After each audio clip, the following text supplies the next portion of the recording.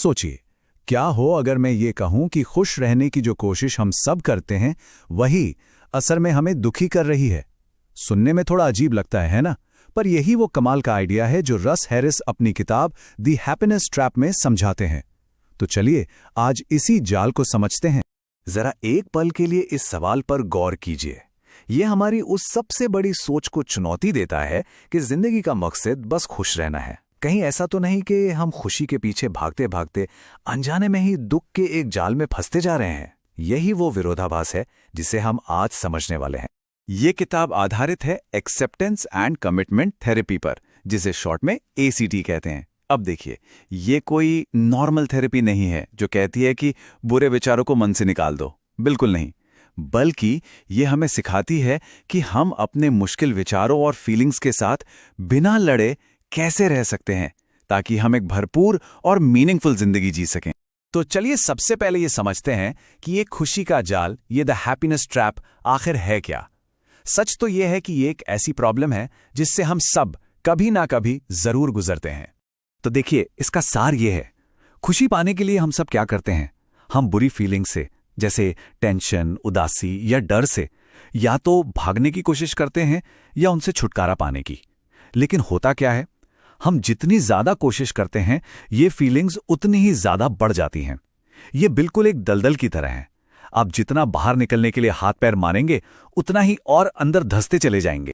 यहां एक बहुत जरूरी बात समझनी है। खुशी शब्द के ना दो अलग अलग मतलब होते हैं। पहला मतलब है एक फीलिंग, एक एहसास, जैसे कोई अच्छी चीज खाने पर जो मजा आता है। ये फीलिंग्स आती जाती रहती हैं, टिकती नहीं है। पर दूसरा मतलब वो है एक रिच लाइफ, एक भरपूर जिंदगी। मतलब उन चीजों पर काम करना जो हमारे लिए सच में मायने रखती हैं। एक ऐसी जिंदगी जिसे जीकर लगे कि हाँ, कुछ बात है। और ये किताब इसी दूसरी वाली खुशी पर फोकस करती है। तो सवाल ये है कि हम इस जाल में फंसते ही क्यों हैं? वजह है समाज में फैले 4 बड़े झूठ या कहिए मिथ्स, जिन पर हम सब यकीन कर बैठे हैं। चलिए एक एक करके इन मिथ्स का पर्दाफाश करते हैं।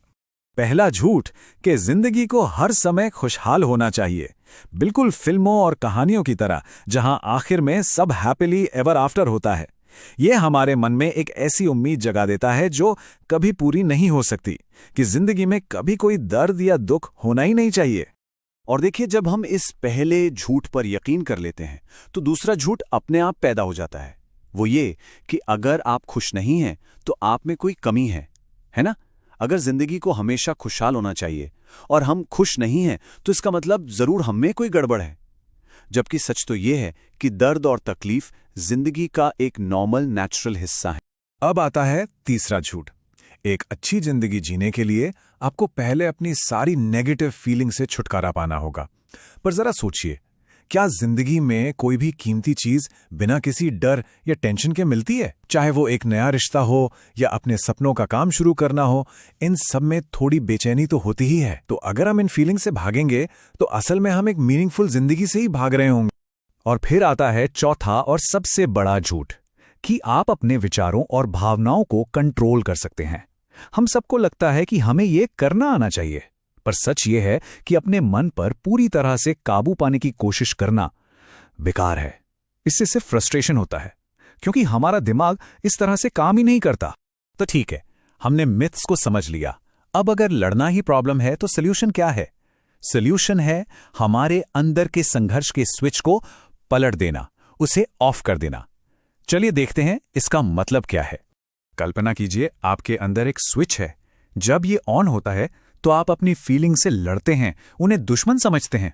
नतीजा, वो और मजबूत हो जाती हैं और आपकी सारी एनर्जी खा जाती हैं।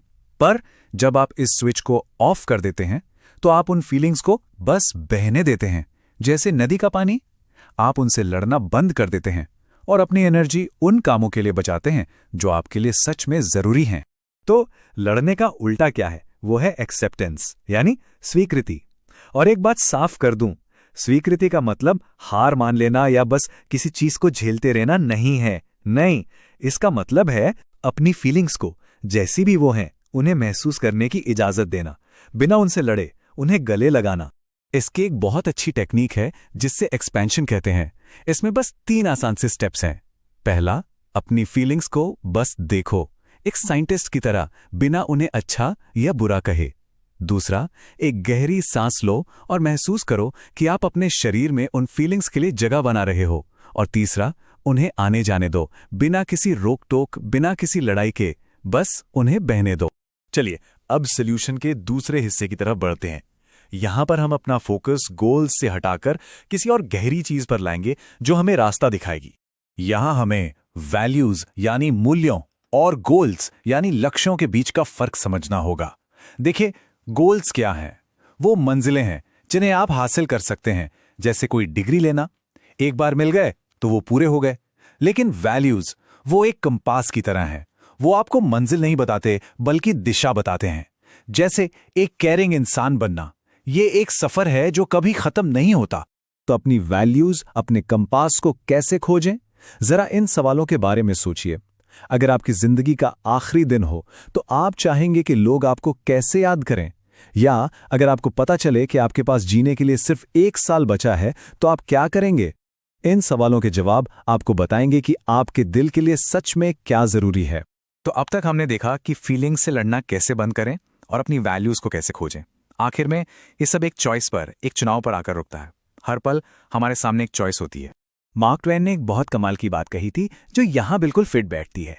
आज से 20 साल बाद आप उन चीजों से ज्यादा निराश होंगे जो आपने नहीं की, बजाय उनके जो आपने की। इसलिए रस्सियों को खोलो, सुरक्षित बंदरगाह से दूर जाओ, खोजो, सपना देखो, पता लगाओ। ये हमें याद दिलाता है कि एक मीनिंगफुल जिंदगी सेफ खेलने में नहीं बल्कि एक्सप्लोर करने में है। तो आखिर में चुनाव इन 2 चीजों के बीच है। एक ऐसी जिंदगी जो सिर्फ अच्छा महसूस करने के पीछे भागती रहे, या एक ऐसी जिंदगी जो अपनी वैल्यूज के हिसाब से जी जाए, भले ही रास्ते में थोड़ी बहुत मुश्किलें क्यों ना आए। और ये किताब द हैप्पीनेस ट्रैप हमें इसी दूसरे रास्ते को चुनने के लिए कहती है। तो इस बातचीत के आखिर में मैं आपके लिए एक सवाल छोड़ रहा हूं, सिर्फ सोचने के लिए नहीं बल्कि करने के लिए। वो एक छोटा सा, बस एक छोटा सा कदम क्या हो सकता है जो आप आज ही उठा सकते हैं अपनी उस जिंदगी की तरफ जो आपके लिए सच में मायने रखती है।